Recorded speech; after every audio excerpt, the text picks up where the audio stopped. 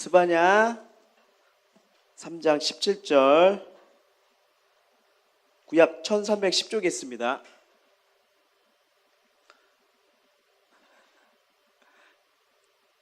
자, 스바냐 3장 17절. 자, 우리 다 아는 말씀이죠. 같이 읽어볼게요. 시작. 너희 하나님 여호와가 너희 가운데 계시니 그는 구원을 베푸실 전쟁자시라. 그가 너로 말미암아 기쁨을 이기지 못하시며 너를 잠잠히 사랑하시며 너로 말미암아 즐거이 부르며 기뻐하시라 하리라. 아멘. 자, 아침에 딱 일어나면요, 이 새벽 기도 나오기 전에 제가 쳐다보는 게 있습니다. 뭘 쳐다볼까요? 시계? 아이, 그쵸? 딱 나올 때 되면요, 애기들을 쳐다봅니다. 이것들 또 이불은 이렇게 제치고 자고 있지 않나? 또 이제 누구 가끔 보면요, 둘째가 첫째 모가지에다 다리를 올려놓고 잘 때도 있고요. 예, 그래서 자면서 들이 킥킥킥 거리면서 막 싸우는 것도 보게 되고, 어쩔 때는 셋째가 엄마 배 위에 올라가서 자고 있더라고요. 하여튼 이 모습을 보면 되게 재밌어요. 그런데도 불구하고 나올 때 이 모습을 보는 이유가 뭐냐면 그 아이들의 그 사랑스러운 그 잠자는 모습이 너무 이쁜 거예요. 너무 이뻐요. 어쩔 때는 그냥 잠만 잤으면 좋겠어요. 잠만 계속 푹 잤으면 좋겠는데, 근데 이 모습을 이렇게 보면 어쩔 때는 이불도 덮어주고 어쩔 때는 또 이렇게 기도해주고 나오고 또 갔다 옵니다. 그럼 갔다 오면 또 뭐부터 볼까요? 그렇죠? 애기들이 또 잘 자고 있는지 어떠했는지. 그리고 저번에는 그 둘째가 엄마 배 위에 올라가서 자고 있더라고요. 그래서 일어나더니 왜 그 몸이 이렇게 담이 오지, 이상하네 기억 안 나냐고. 뭘 이렇게 둘째가 올라가서 잤다고. 그런 것처럼 이 아이들이 이렇게 자는 모습, 이 모습이 이 부모 입장으로 볼 때는 되게 사랑스러운 거예요. 자, 이제 우리 서원이가 집에서 자고 있어요. 막 코를 골겠죠. 드르렁 그쵸? 골겠죠? 부모님이 보실 때 어떨까요? 시끄러워요.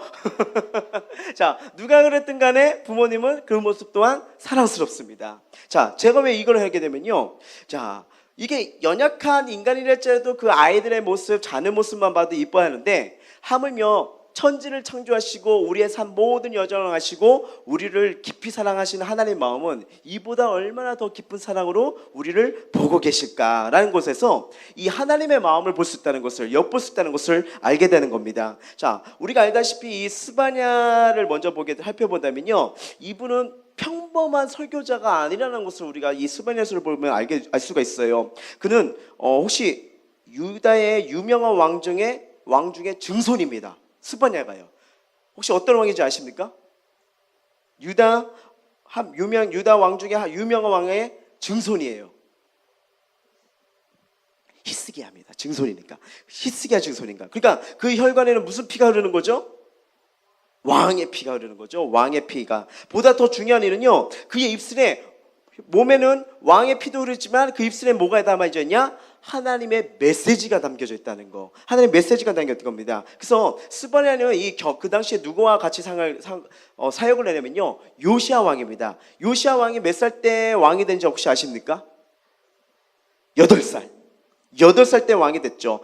8살 때 왕이 해가지고 보호자에 일렀으며 16살 때 하나님께 내가 헌신을 하겠다면서 종교개혁을 일으킵니다. 그래서 잃어버렸던 유월절을 다시 세우고요, 그리고 거짓 제사장들과 헐당을 다 무너뜨리는 이런 종교개혁, 큰 부흥을 일으켰던 그런 시대였던 거예요. 그래서 유월절을 크게 지키면서도 이 외관서로 볼 때도 종교개혁이 일어났구나, 그 이스라엘 백성들이 왜 무너졌는지, 하나님께 돌아가야지만 다시 한번 이 나라가 강건하게 세워질 수도 있다는 것을 깨달아서 그런 종교개혁을 일으켰던 바로 왕이 요시야라는 거예요. 여러분, 우리 삶 속에서요, 우리가 이 하나님과의 관계가 무너지고 하나님 관계가 멀어진다?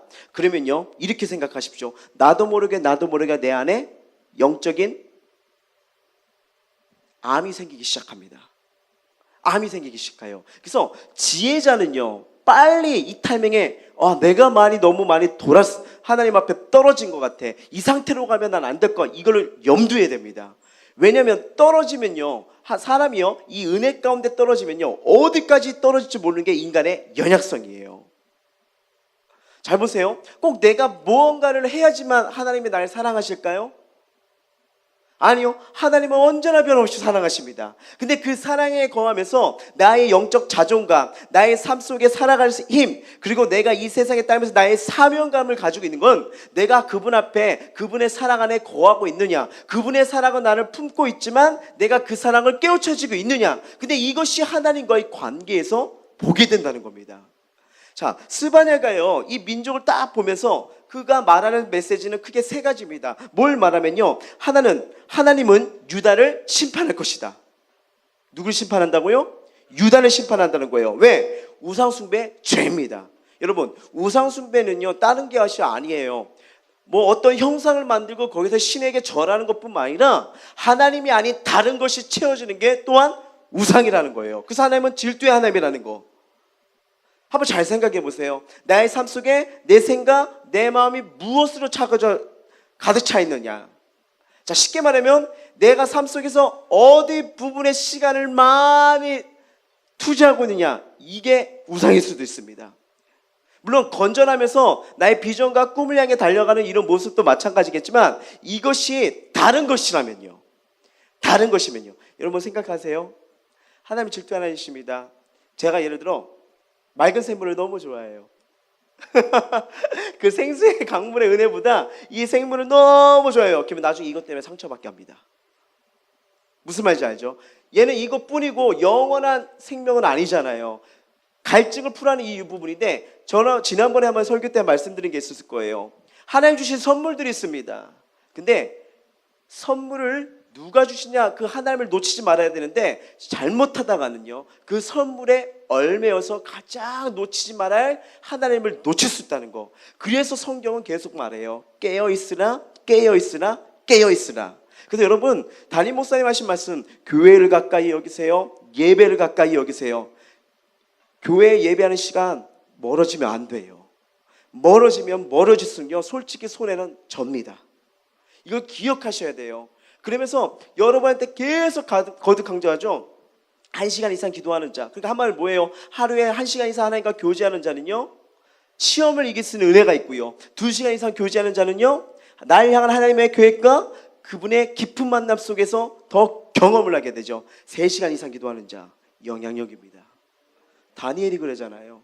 근데 말이 3시간이지 더 많이 그 삶 속에 하나님 인정하고 찾는 거, 정말 우리 삶 속에요 한 번에 이것이 무너져 버리면요, 하나님과 대화하고 하나님의 메시지를 담겼던 요나 어떻게 됩니까? 뱃속 밑바닥까지 떨어졌다는 그 내용을 보게 되면요, 원문으로 보면 영적으로 더 깊이 내려갔다는 거예요. 그러니까 어느 정도까지 사태가 벌어진 거예요? 막 풍랑이 일어나니까 사람들이 뭐랄 거예요? 야, 이거 원인이 어떻게 된 건가? 도대체 이 원인이 뭔가 제비를 뽑자 말자 이들 뭔가 느끼고 있는 거예요. 누군가가 신에게 지금 잘못을 하고 있구나. 근데 요나는 하나님의 백성이었고 선지자였습니다. 그런데도 그때 뭐 하고 있어요? 잠자고 있어요. 육체적 잠만 아니라 지금 내 상태가 어디까지 떨어져 있고 내가 하나님과 어디까지 멀어져 있는지, 안 믿는 자들도 지금 이 상황이 위기다, 지금 뭔가 일이 벌어지고 있구나 라고 볼 수 있는데, 하나님의 대언을 받은 자가 한순간에 밑바닥까지 떨어지는 건 어찌 될지 모릅니다. 그래서요, 말씀 앞에, 기도 앞에, 예배 앞에, 주님 앞에 나온다는 거, 우리 옆 사람 축복해 주셨으면 좋겠어요. 꼭 주님 안에 붙어 있으세요. 아멘. 여기서 여러분의 꿈과 비전이 달라집니다. 달라져요. 자, 하나님께서 이 유다를 심판한 게 어떤 거라고 했죠? 우상숭배죠. 우상숭배였다는 거예요. 스바냐는 이 날을 무슨 말이냐면 여호와의 날이라고 합니다. 여러분 성경을 보면요, 여호와 날이라 나오는데 하나님 앞에 회개하지 오지 않고 자기 뜻대로 자기 마음대로 했던 자들은 이 여호와의 날, 이 하나님의 심판이 임하는 날은 두려워 떱니다. 그러나 여호와의 날에 끝까지 예수님을 바라보고 예수님을 섬기며 그분에게 갔던 자들은 여호와의 날이 무서울까요? 아니요. 주 예수여 어서 오시옵소서 기다리는 날이라는 거예요. 예, 저와 여러분이 그런 날이 되길 소망합니다. 자, 그리고 선지자는요 유다주에 있는 여러 이방 나라의 이름을 말하면서 그들의 제도로 인해 하나님께서 그들을 범하실 거, 에돔을 거하죠, 여러 나라 이웃을 더하면서 너희들도 심판당할 것을 분명히 말을 해요. 잘 보세요 여러분. 우리가 몇 년 전에 일본에 그 쓰나미 현상이 일어났잖아요. 그걸 보면서 한 마음을 이랬을 거예요. 그래, 독도는 자기네 땅이라고 벅벅 우기더니 그렇게 거짓말하니 잘 됐다 잘 됐다 이런 마음 있었죠? 난 있었는데 이게 인간의 마음이에요. 완합성이에요. 근데 그걸 딱 보면서 뭘 느꼈냐면, 아, 우리에게도 저런 일이 벌어질 수 있겠구나. 우리에게도 저런 하나님, 왜? 사인이에요. 여러분, 옆에 있는 형제, 옆에 있는 자매 이렇게 보면 불행이 일어날 수도 있어요. 아이고, 쟤 저렇게 하다니, 저렇게 행동하니 이제 저렇게 나올 줄 알았어. 이렇게 손가락질을 하는 게 아니라 나에게도 주시는 하나님의 사인입니다. 그러니 누구를 판단하거나 이러할 기준이 없는 거예요. 하나님 말씀 속에서, 은혜 속에서 그걸 정말 성숙한 영적인 시야를 가진 사람이라면 어떻게 됩니까? 경계하게 되고 교훈으로 삼죠. 나 또한 무너질 수 있겠구나. 그래서 여러분, 제가 말하잖아요. 사람은 믿지 마세요. 그러니까 뭐 여기는 서로 얘기하는 거, 뭐 셀모임 나눌 때도 말하지 말아야겠네요. 믿죠. 그런 의미가 아니라 하나님을 의지하고 사람은 어떤 대상? 사랑하고 이해하고 용서할 존재지, 의지하거나 기대면요, 그로 인해서 아픔과 상처를 받을 수 있는 거예요. 잘 보세요. 우리 승준이가요, 지인이를 좋아해요. 뭐 피아노를 치는 이 모습을 보면서 옆에서 보니까 여신이야. 너무 좋아해가지고. 근데 이제 지인이도 처음에는 별 생각 없었지만 승준이 좋으니까 저렇게 멍 때리는 저 모습이 너무 귀엽고 아름다워 보이는 거예요. 웃으니까 또 이제 막 심쿵해가지고, 와, 그리고 애가 몸이 좋아요. 제가 같이 목욕탕 가서 알아요. 예, 몸이 좋아요. 다 그걸 보면서, 아, 저런 사람의 동생일지라도 기대고 싶다. 근데 기댔는데 우리 승준이가 누나 이러지 마요. 난 남자 같아서 오히려 기대고 싶어서 이럴 줄 바위 같은 느낌으로 해줄 때 누나 이러면, 지인이는 분명히 힘들 때 어려울 때 기대고 싶었지만 얘한테 기대니까 더 힘들어. 자, 빗대어서 말했지만 분명한 거는요, 하나님은요 언제나 자신을 바라보길 원하세요. 그래서 우리 삶의 여정 속에 여러분, 이 하나님 신앙생활을 하게 되면요, 뭔가 내 뜻대로 내 마음대로 되지 않았을 때 하나님이 여러 가지 원인이 있지만, 근데 이걸 모든 걸 통틀어서 하나님 뭘 보고 계시냐?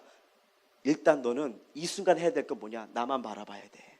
그렇기 때문에 인간관계, 물질관계, 상황관계, 환경경을 일부러 하나님이 끊으실 때도 있다는 겁니다. 근데 그게 미워서 그럴까요? 아니죠. 냅두면 어떻게 돼요? 죽으니까. 냅두면 떨어지니까. 참, 이 하나님의 마음, 이 사랑을 보게 되면요, 얼마나 우리를 향한 애절한 사랑이 됐는지, 채찍을 들어도 베풀어 주셔도 모든 게 사랑의 기초에 있다는 것을 알게 되는 거죠. 자, 하나님께서 이스라엘뿐만 아니라 그 주변 국가들도 심판한다고 말을 했습니다. 그리고 세 번째 메시지는 뭐냐면요, 그럼에도 불구하고 그의 자녀들에게 하고 싶은 말은, 나는 너희를 회복시킬 거야. 무슨 말이에요? 난 널 살릴 거야. 오늘 여러분 여러 상황에 있을지라도 이 자리에 나오신 거, 하나님이 여러분을 살리기 위해 이 자리를 불러주신 줄 믿으시기 바랍니다. 이렇게 하나님이, 아유 나 그냥 내 생각 내 의지, 아니요, 보이지 않는 그 상황 속에 내가 이 자리를 지킬 수 있었다는 거. 지금 교회에서 복음학교를 하고 있잖아요. 우리 대학부 한 6명이 지금 들어가 있습니다. 그다음 한 친구를 만났어요. 이렇게 사무실에 있는데 누가 탁탁탁탁 하고 이러고 가요. 그래서 막 제가 따라 나갔죠. 네, 저도 복음학교를 해봤기 때문에 그 굶주림과 배고픔을 알아요.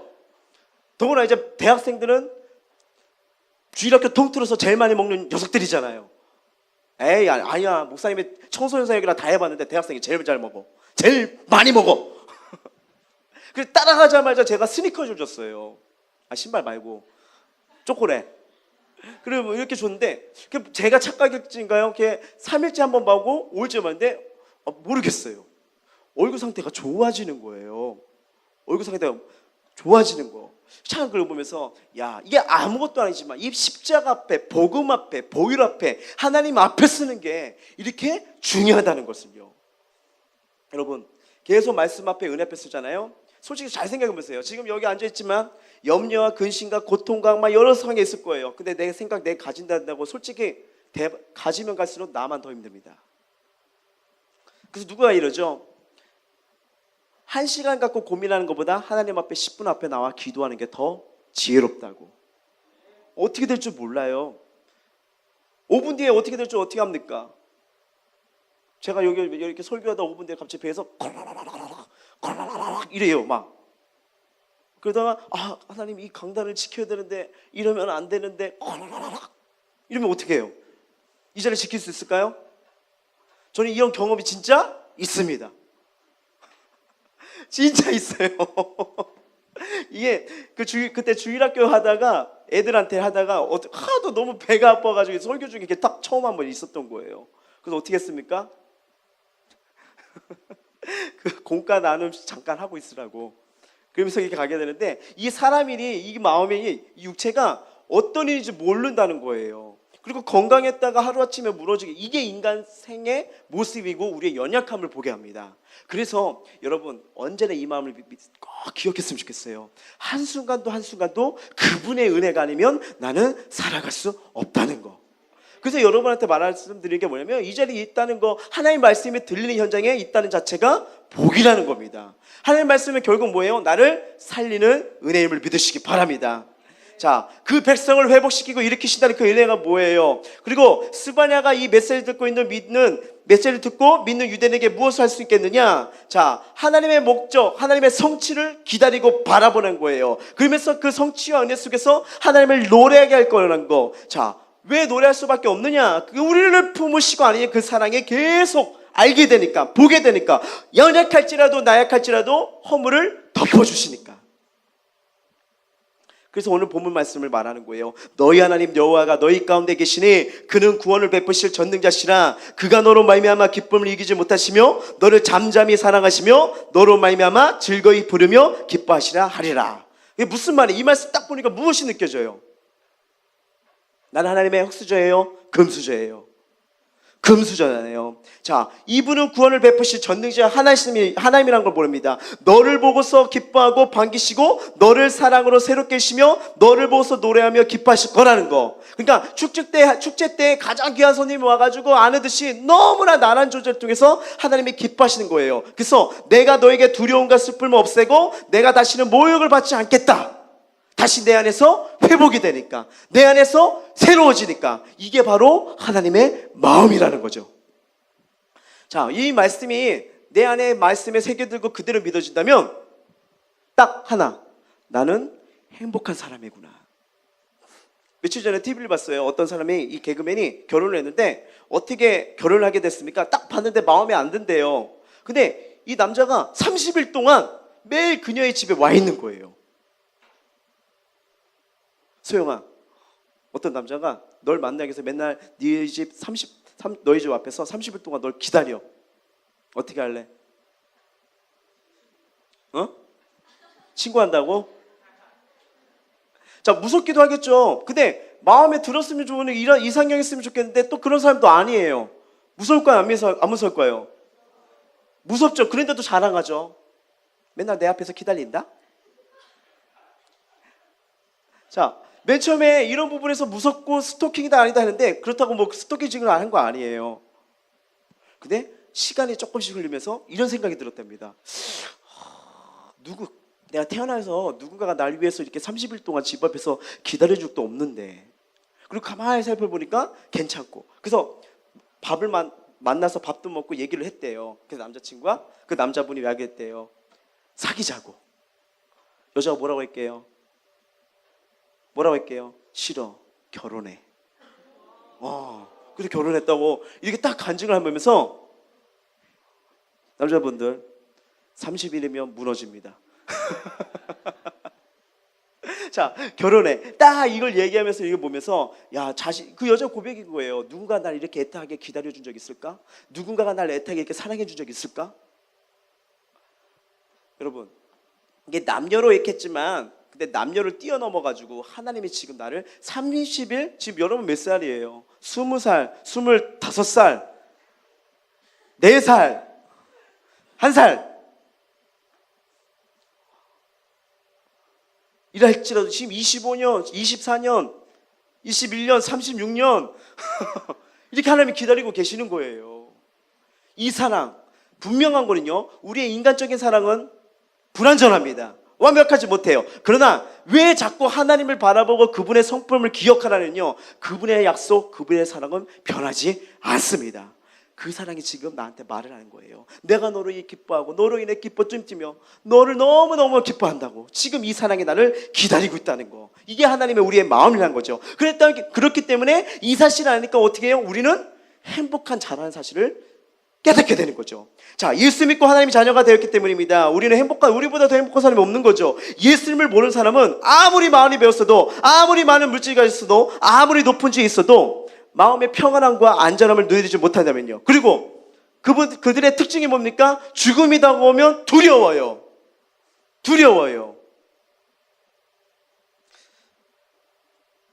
가끔 이렇게 보면 갑작스럽게 성도님들의 아픔과 사고가 옵니다.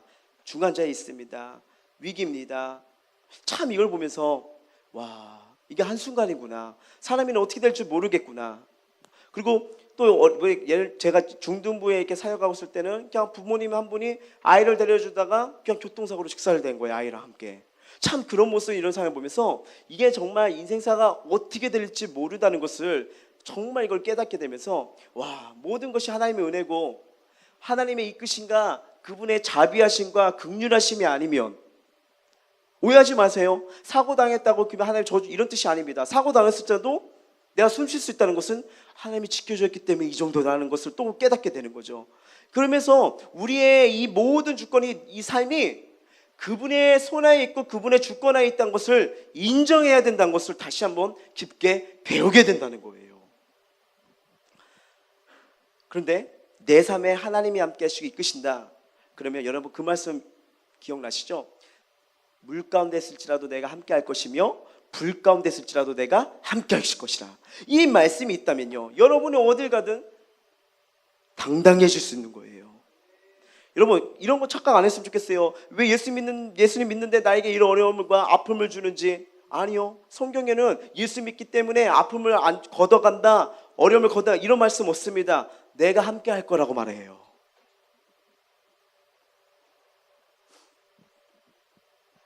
우리 영현이가 면허를 땄어요. 근데 따기 전에 예를 들어 지연이한테 운전을 가르친다고 하면 그 차가 과연 운전해 줄까요? 지연이도 면허를 안 딴 상태가 있었다면 그 차는 어떤 차죠? 그 뒤에 우리 소영이랑 수연이랑 서원이 태운다. 탈래? 바로 대답이 나오네요. 지금 아마 만약에 면허가 안 딴 상태에서 둘이 타 있어도 서로 의지할 수 있어요? 욕 나오겠죠? 누구 함께 했느냐? 이게 정말 중요한 거예요. 약할 때 강함 대신에 그 찬양 아시죠? 이게 누가 쓴 책이냐면요, 데니스 저니건이라는 사람이 쓴 책입니다. 데니스 저니건. 한때 이 사람이 동성애에 빠졌대요. 동성애 때 빠져가지고, 근데 하나님은 이 은혜로 동성애를 벗어나고 그의 간증이 영화로 만들어 정도로 정말 유명한 분인데, 원래 모태신앙으로서부터 이렇게 태어나가지고 피아노 잘 쳤대요. 그런데 5살 때 성추행을 당했답니다. 성추행을요.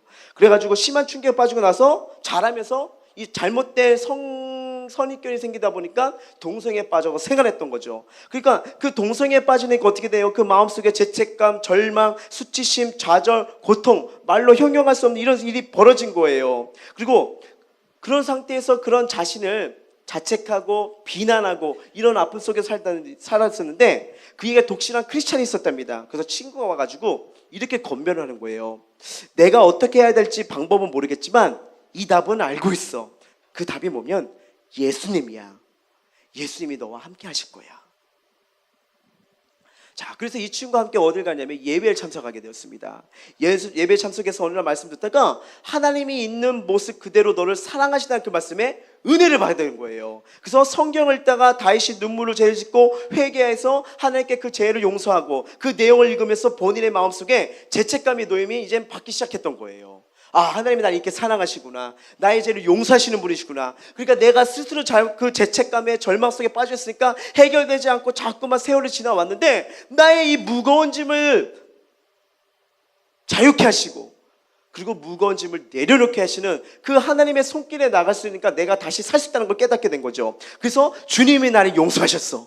이 안에서 새로워진 겁니다. 변화된 겁니다. 그래서 주님께서 그때 주신 말씀이 뭐냐면 오늘 본문 말씀이에요. 너희 하나님 여호와가 너희 가운데 계시니 그는 구원을 베푸실 전능자시라. 그가 너로 말미암아 기쁨을 이기지 못하시며 너를 잠잠히 사랑하시며 너로 말미암아 즐거이 부르며 기뻐하시리라 하리라. 아멘. 자, 이 동성애에서 완전히 벗어나서 예수 잘 믿는 자매와 이젠 결혼하게 된 거죠. 자녀를 몇 명 낳은 줄 아십니까? 9명이요. 9명. 이 중에도 그런 사람이 나오길요. 자, 하나님의 은혜에 감사하면서요, 폭력과 이혼, 동성애, 또 알코올 중독, 자살 중독 이런 데 빠져있는 고통 사람들에게 주의 사랑을 전하고요, 그 사람들을 변화시키는 사역자로 쓰임받고 있는 거죠. 내가 하나님의 기쁨이 된다는 거 여러분 기억하세요. 우리의 수준이나 노력이나 되는 게 아니라 순수한 하나님의 사랑에서부터 시작된다는 겁니다. 아까 초반에 말했죠. 내가 뭐 기도를 많이 해야 말씀을 다 해야 이게 아니라 하나님이 있는 그 자체로 사랑한다는 거. 근데 이 사랑이 어디서 깨닫게 되느냐? 그분과 교제가 이르면 이룰수록 나를 품으시고 안에 그 사랑을 계속 볼 수 있다는 거죠. 여러분 이 말씀을 준비하면서 묵상하면서 저에게 떠오르는 찬양이 있었어요. 떠오르는 찬양. 그게 뭐였냐면요. 다 표현 못해도 그 찬양 아십니까? 우리 찬양 한번 지금 하나님이 지금 나에게 한번 너희 하나님 여호와가 너희 가운데 계시니 그는 구원을 베푸실 전능자 그가 너로 말미암아 기쁨을 이기지 못하시며 너를 잠잠히 사랑하시며 너로 말미암아 즐거이 부리라. 지금 이 말씀이 하나님이 날 향한 사랑의 고백이에요.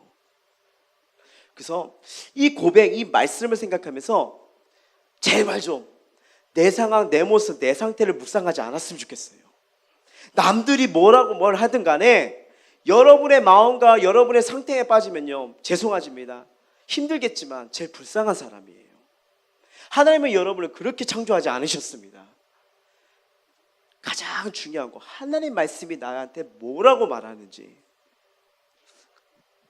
그 사랑을 깨달으면서 우리 이 시간 한번 이 찬양 한번 부르며 나갔으면 좋겠어요.